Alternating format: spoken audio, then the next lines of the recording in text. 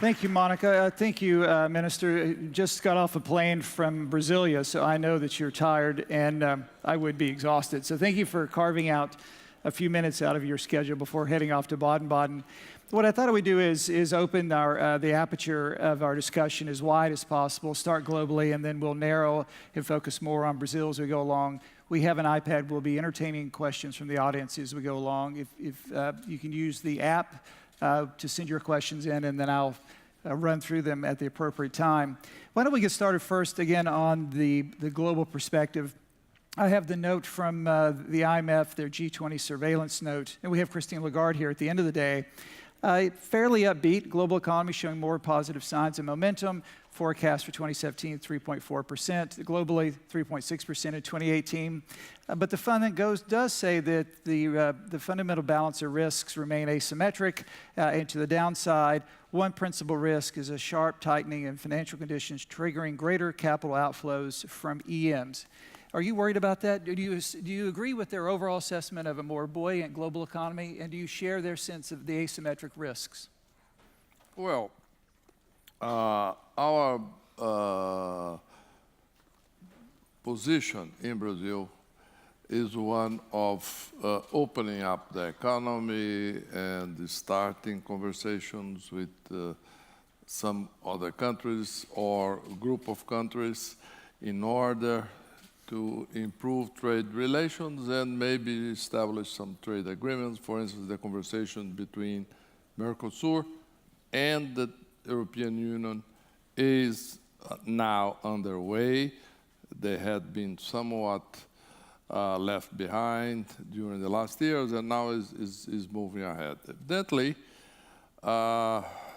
there is this global concern about globalization and so on and so forth. But the fact is that Brazil was not one of the winners of the globalization or the losers. Brazil was somewhat out of globalization during the past government periods in Brazil. But now we are beginning to open up in the sense that we are in a kind of reverse move in terms of this possible reaction towards globalization. But things are moving well along these lines. The conversations in terms of bilateral trade agreements are moving well. And we think that we have some very, very good opportunities to explore besides some unilateral drop of some barriers, etc., that we are also entertaining. Right, so you're saying as the world begins to question, the industrialized world begins to question the globalization and its impact, at least on domestic populations, you're moving in the opposite direction. You're looking to embrace a global economy. You're looking to do trade deals. You want to be more integrated in the global economy rather than less. And you mentioned trade deals as well. So how do you plan for that with respect to regulatory policy or structural reforms? Because in a sense, you're trying to attract capital. You want to attract foreign direct investment. What does that program look like where you're trying to attract capital? Well, first, it's important to notice that the foreign direct investment in Brazil, for instance, is somewhat steady during the last years, in spite of the recession that Brazil has faced, actually, because now it's coming out. The investment in general fell during this period in Brazil because of the recession. Now it's beginning to go up again fast. But the foreign direct investment was one which probably was more resilient because of the large presence of international companies in Brazil with large market shares and so on and so forth. And having said that, now there are several reasons why this investment is beginning to grow again. Number one, because of the economic recovery. Which is basically facilitating and creating opportunities for every kind of investment, Brazilians or international. Second, Brazil is now launching a very large infrastructure developing program. And that's underway, and there are also very, very important demonstration of interest already by a wide range of companies and investors from different regions. In summary, I think that's an area in which we see actually a recovery now, regardless of the global move, et cetera, and the global trend. You mentioned infrastructure. Infrastructure has been a topic of the G20 ever since, well, even predating the Australian presidency. We have an infrastructure working group. We have lots of discussions about infrastructure. At what point will we move from lots of discussions and working groups to actually seeing construction on the ground? What's keeping the trillions of dollars that's sitting around in pension funds, insurance companies, and investors' bank accounts? People talk about wanting to do infrastructure, but it just never seems to launch and get scale. What's keeping that from happening? Well, that's very simple. The answer to that is that the previous government, they wanted to have infrastructure investments, obviously, but they wanted to control the return, they wanted to control the way the money would be spent. In summary, it was a government which had a very interventionist bias in the economy, but particularly in the infrastructure sector. And now, this administration has taken a different approach, a completely opposite approach, which is a market-based competition, open to all kinds of competitors and so on and so forth. In summary, a pro-market approach. Right. And that has changed completely the environment, but all the system now has been built in terms of promoting this new kind of auctions, et cetera, et cetera, et cetera, because the government structure also had to be changed in order to have this more open and more favorable approach. And now it's underway. The first round of new concessions actually was successful. That was last week, which was auction for 4 airports in some of the major large cities in Brazil. And that is already underway. The bids were already submitted. There was some concern initially because of this global scenario, et cetera, that there will be no important bidders, but it was very successful. The number of bidders was according to expected, and things are going well. I want to come back to your country, but you're here for the G20. So what do you hope to hear from your colleagues, your counterparts, over the next couple of days? What is it you're looking for, and what message do you bring to the table? What is it that you want to say to your colleagues? I realize you want to say it privately, but what can you share with us about what you want to take to the table and what you hope to hear from those around the table? Well, I think that the G20 has a very important role in this whole process, particularly when we are talking now about these questions related to globalization, new trade restrictions, this move in the US and to some extent in some countries in Europe. There is some moves already along these lines, particularly obviously in some specific political parties. But in having said that, I think it's the moment for that discussion to be open at the G20, some specific items to be addressed there. And besides other matters, taxation, evidently this question of exchange of information, it's one of the important items, which evidently is something which is of our interest as well, right. Particularly now that we are taking a very active approach now towards increasing tax collections, improving the rules. We are entertaining our tax reform and so on and so forth. And having said that, this is also an important item besides trade, taxation, And in summary, besides the usual role for the G20 to basically be also a place to discuss the financial regulation, et cetera, and to assess where we are, to where we are going, what is going to the right direction or not. Right.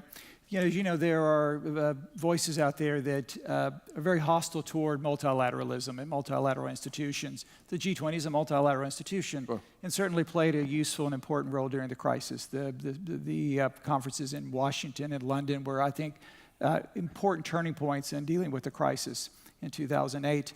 Do you find the G20 useful, and how could it be more useful? How do you defend it to those who say it's just a talk shop, it's a waste of time? Do you find it useful, and how do we make it better, and how do we sell it to those who are skeptical? I think the key point here is to set exactly the right expectations for the G20 or this kind of institution in general. What happens is that if we expect too much, like a decision-making body to take important decisions and specific measures and move ahead with them, evidently, then there will be some frustration in terms of the outcome. I think what we have to establish is again, the right set of expectations in terms of the G20. It's a very, very important forum for these 20 nations to get together, to sit and discuss the issues at hand, and to set some general guidelines, to air some differences. In summary, it's not a decision-making body. It's not something which will set a regulation. Let's say if we take a very specific focus body, the Financial Stability Board, it set regulations for the financial system. Okay, that's fine. That's not the G20.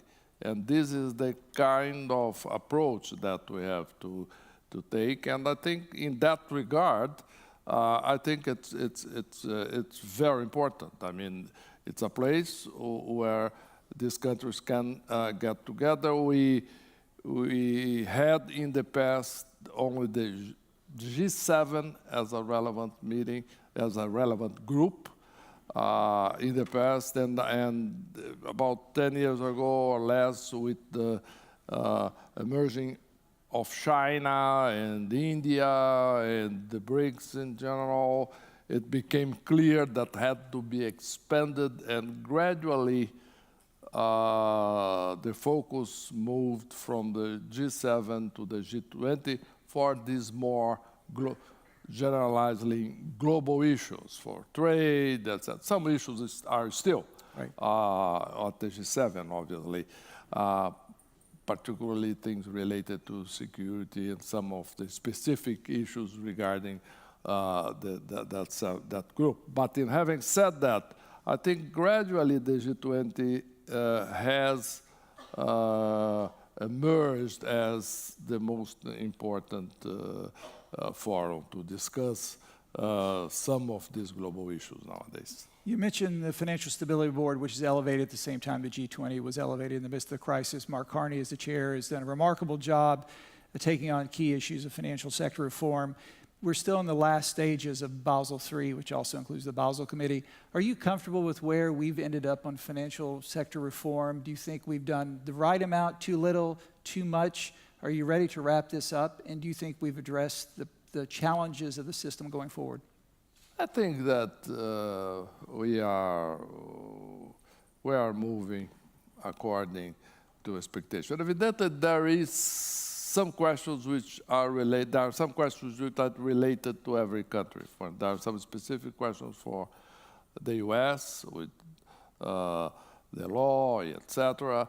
And because it's very important the way each country takes the guidelines and apply them directly to their financial system. In the case of Brazil, I think this is working quite well.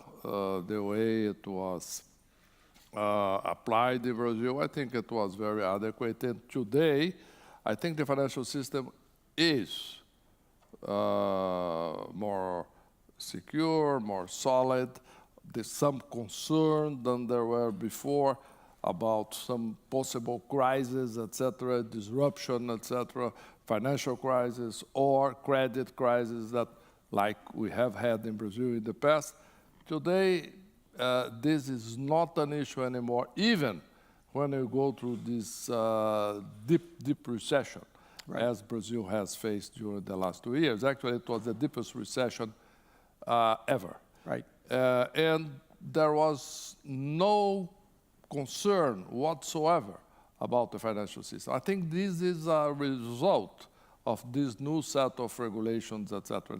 And actually, this is helping now Brazil to come out of the recession because the banks are healthy, are sound, and are really moving forward now. Now the credit expansion is one of the key elements for the recovery in Brazil. And those banks are proud members of the IF too, I would note. One of the issues I mentioned, I did my welcome address yesterday, and I used some of the statistics about the rise of debt globally since the crisis, whether it's in the developed or emerging world.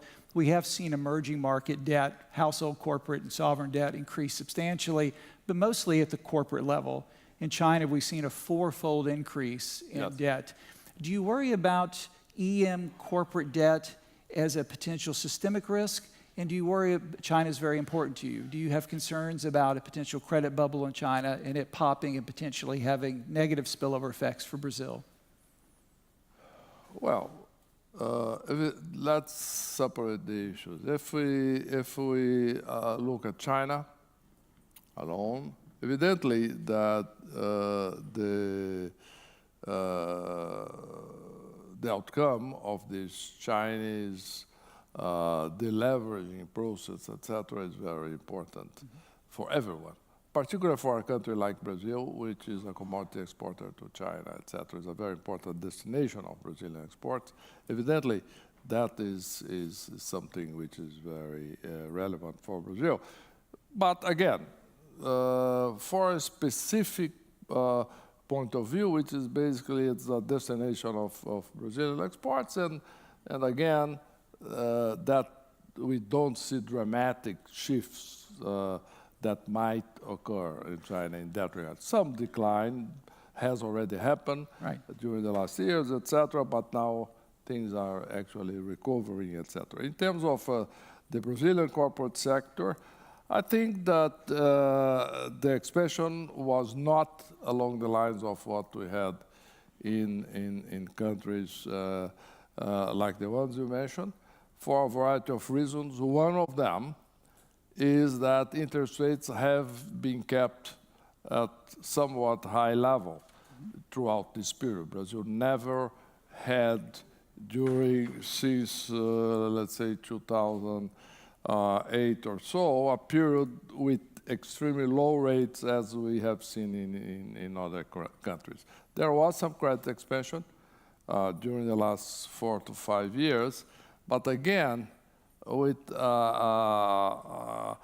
were a result of some natural trend in the economy, in the sense that that was not a result of flexible monetary policy or monetary policy stimulus. Actually, it was the other way around. Only now, after a few years, actually, monetary policy is becoming somewhat more flexible, and there is some liquidity coming down to the market. And interest rates actually are still very high in the credit markets in Brazil. That has moderated that growth. I mean, if you take, for instance, the level of debt for corporation, it has been somewhat stable. If you take it as a comparison to EBITDA, yes, it has increased, but that was because EBITDA has fallen as a result of the recession. But with EBITDA beginning to grow now, I think that will go back to regular levels and will keep continuing normally. The Federal Reserve hiked rates yesterday. It sounds like they're maybe potentially accelerating their cycle, or at least they're normalizing rates in the last year of Janet Yellen's tenure. If we see an aggressive Fed over the next year or two, how does that impact the way in which Brazil addresses interest rates? You talked about trying to get rates down. Interest rates have been very high in Brazil for a whole host of reasons. Does that pose a problem for Brazil, either in attracting capital out or make it more difficult for you to get rates down domestically? Yeah, we are not seeing substantial effect of that move in Brazil, in the sense that the flow of capital in Brazil, to Brazil actually, has not increased substantially as a result of this high international liquidity. It has been somewhat stable because that was offset exactly for the recession in Brazil. Domestic factors were working against international factors. And now things are reversing. Liquidity probably might be a little bit tighter, particularly in the US. But again, the Brazilian economy is growing now, and investment as a result of that would find better opportunities. And the rate differential, quite frankly, is so substantial that this is not something which would matter much. You mentioned you're coming out of a recession. The last 8 quarters have been very challenging. It's been a very, actually, challenging couple of years in Brazil, but things are looking much better. Some of that is a result of improving global conditions. But in fact, you've had a very aggressive and positive policy regime put in place with changes to the Constitution about spending. You mentioned Social Security reform. We were in the green room before coming out. Could you talk a little bit about pension reform, Social Security reform, and how important that is to putting Brazil on a sustainable fiscal trajectory? Yes. The main reason why this recession came and the main driver was the uncertainty regarding the public debt increase path. Why? Because if you look at the level of federal public expenses in Brazil, and we have a comparison during the last 25 years. If we take the measure of public expenses as a percentage of the GDP, it has doubled in 25 years in Brazil, from 10% of GDP to a little bit over 19%, and now getting probably a little bit higher than 20. That trend evidently became clear during the last years, particularly with some acceleration during the last 5 years, that was not sustainable. And that was one of the main reasons, together with some government intervention, is political uncertainty, et cetera, which led to drop in investments and then eventually into recession. Now, we are taking measures in a way that, for instance, the constitutional amendment, which was approved last year, which set a cap for the growth in federal expenses, and now the Social Security, with that approved, and together with the measures which already approved, the constitutional amendments and so on and so forth, the projection is rather than that level of public expenses raising to 25% of GDP, they would come to down to 15% of GDP. In summary, there is a very important trend which is being reversed. And as a result of that, rather than a crowding out of the private sector by the public sector, actually the idea is to see a crowding in. And that alone will open room for private sector investments, et cetera, and an increase in the rate of productivity of the economy in general. But evidently, that's some of these reforms, particularly Social Security, is challenging, as in every country. We had yesterday very large popular demonstrations in Brazil against the Social Security reform. Actually, the finance ministry in Brazil was actually taken by the demonstrators for a couple of hours. Actually, my office was not invaded.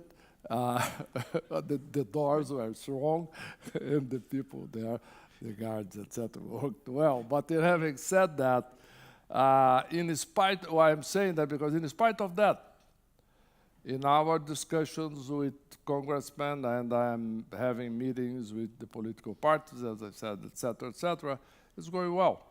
I think we see that those demonstrations as part of the democracy, not the violence, obviously, or destruction of public property, etc., because that's very small and punctual. But demonstrations in general are part of democracy. That's welcome. That's part of the debate. But the important message is that the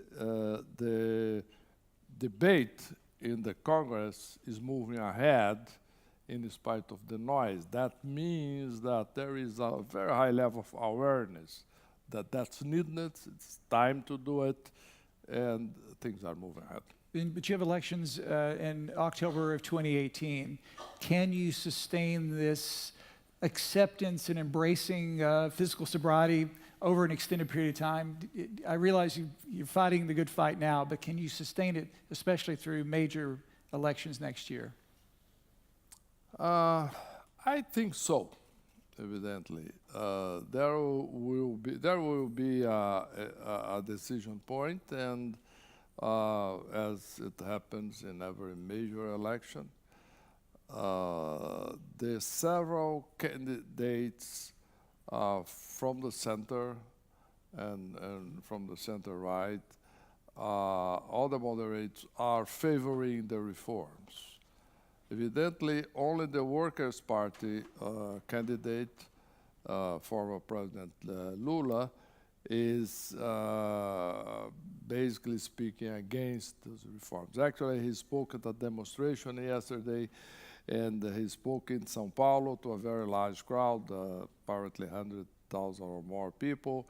And one of the things he said that he wished that I were there listening to him, because he would convince me that those reforms were not needed. Evidently, that's not the case.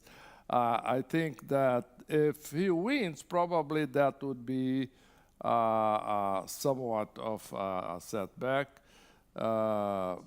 But even in that case, I would dare to say that normally he has a history of moderating his policies once he's elected, as it happened in the last time. But having said that, chances are, at this point, that one of the pro-reforms candidates will be elected.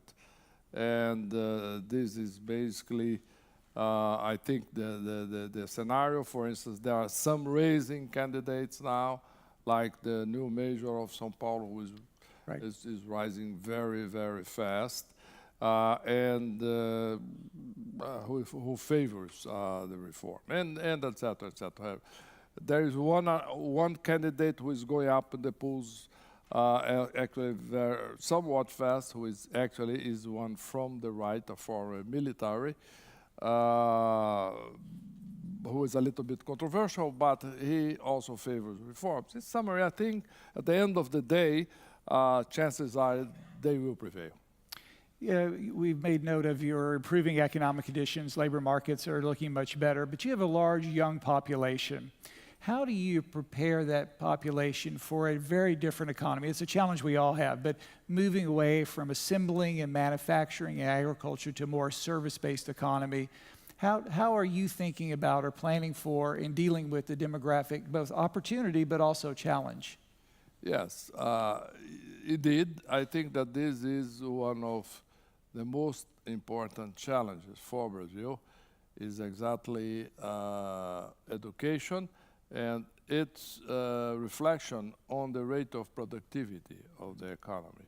One of the reasons why the rate of productivity in the Brazilian economy, the macro measures when compared to, let's say, to the US, is not, the gap is not closing during the last years as it was expected before. It is exactly because of education. In having to address that, in order to address that, the government, amongst the reforms, has already sent an education reform with a very complete, a full overhaul of the educational system for the primary level and secondary level. Right. And this it's an interesting project because it's not a project which was thought about, developed, and built now, as the fiscal reform, for it. The ceiling on the growth of expenses, for instance, it was an idea I had a couple of years ago and began to write about it, etc.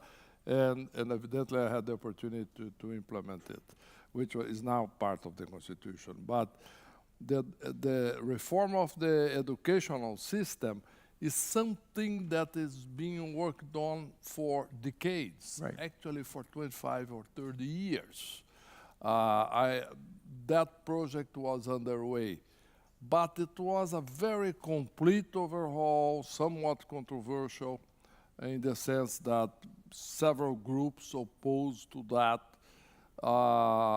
and then no government actually has taken the decision to present the proposal to Congress. Mm-hmm. And this government, when we saw the proposal, it was there, it was ready.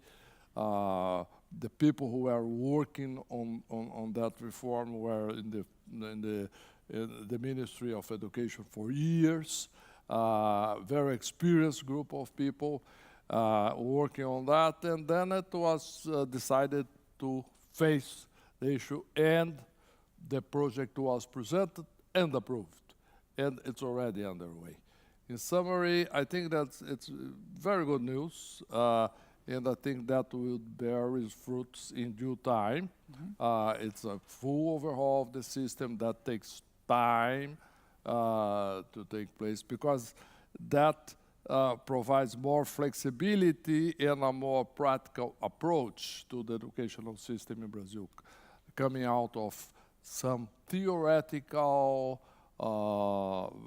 based system, which was the case in Brazil before. I mean, in the sense of people, students spending lots of time in some areas which had no practical use for them in their workplaces afterwards, or when they went to university and so on and so forth, in order to move forward. In summary, I think that this is underway, and I think that gradually this will show results. Evidently, when we're talking about education, we talk about productivity. That takes a while for that to show effect. But on the other hand, we are also working on other fronts in order to foster productivity. We have launched a series of reforms aiming at reducing bureaucracy, cutting red tape, for instance.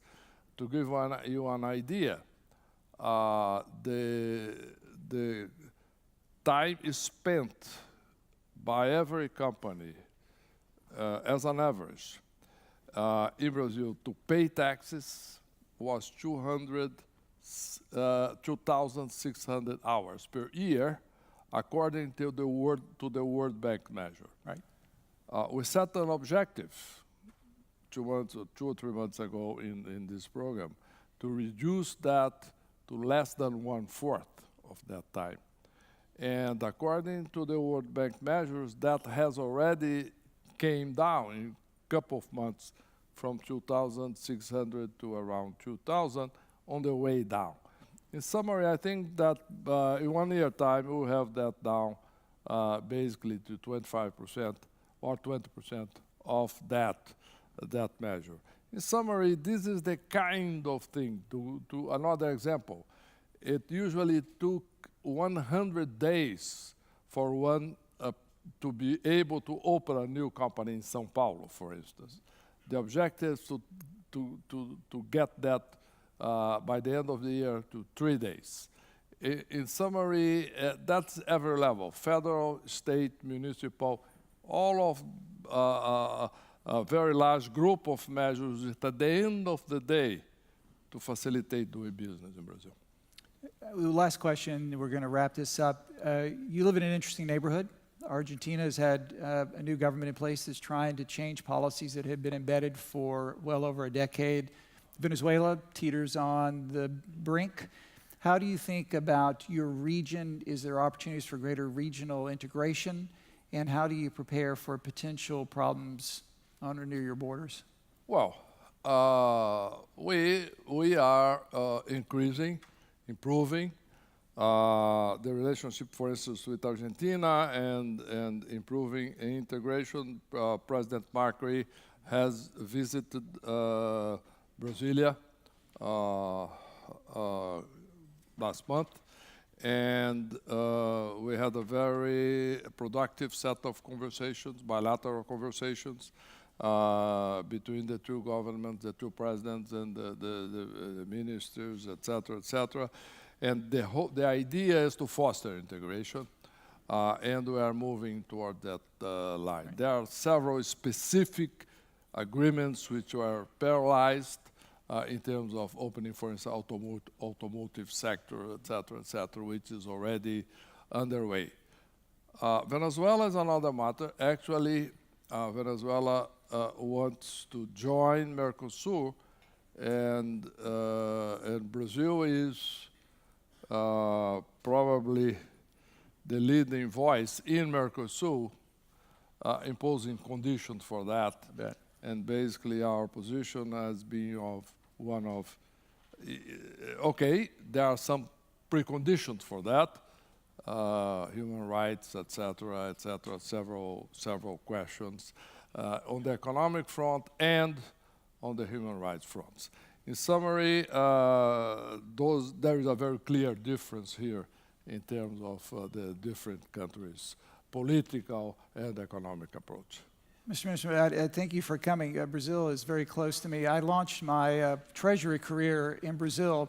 I was actually visiting Rio for a G20 staff meeting when I had found out that the Senate confirmed me for my Treasury position. So I was actually sworn in as Undersecretary at the Copacabana Hotel in Rio with a Portuguese Bible right next to the swimming pool. And the Secretary and I had a bottle of champagne and a cigar from a country which I can't mention. But thanks to Brazil for launching me on a great official career. And thank you for coming and getting off the plane. Ladies and gentlemen, a round of applause. Thank you.